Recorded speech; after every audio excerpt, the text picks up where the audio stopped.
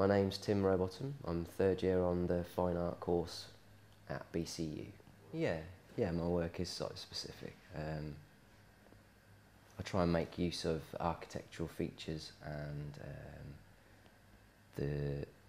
the layout of a space or a room, or I might use stairs, or if there's metal bars that are sticking out visible, I might consider hanging stuff from them, or because most of my work is, if not all of my work, is temporary arrangements. I don't use glue or string. I don't nail things to the wall.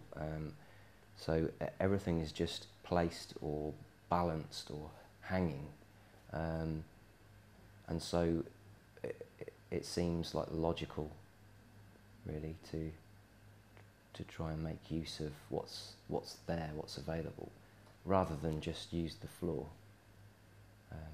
If there are no architectural features, then I inevitably end up using the floor.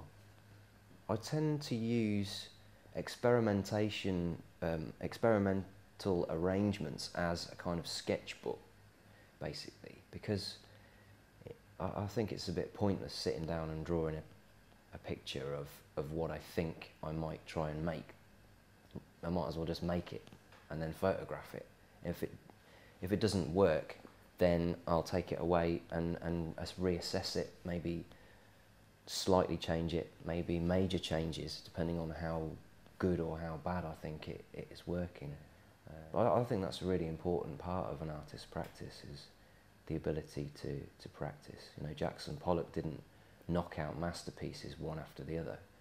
In fact, quite the opposite. You know, he knocked them out and then took a long time to assess each one, whether it was a success or not. I think he had like a 10% success rate. I decided that I wanted to make some kind of tribute to my grandfather when he died, but I wasn't sure how to go about it.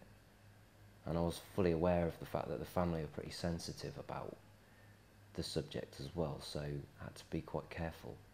I managed to acquire a big black bag full of his shoes and a couple of walking sticks and some other bits and bobs. And one day I was just messing about with the shoes, and I tied them onto the bottom of the walking sticks using the laces of the shoes, and then almost kind of used them as a kind of puppet, like a pair of legs. And then because the handles of the walking sticks are curled, I suddenly realised that they had the potential to be hung on some kind of architectural fixture.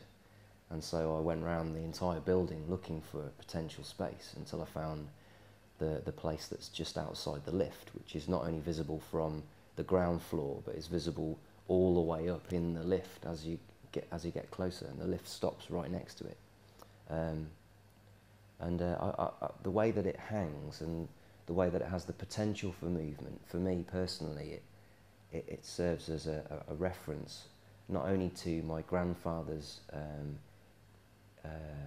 inability to navigate his own home properly, because he was quite infirm, but also to it references the final leg of his journey. The kind of, I'm not sure if I'm spiritual or not. I haven't decided yet, but wherever he's on his way to, I think it serves as a reference for that.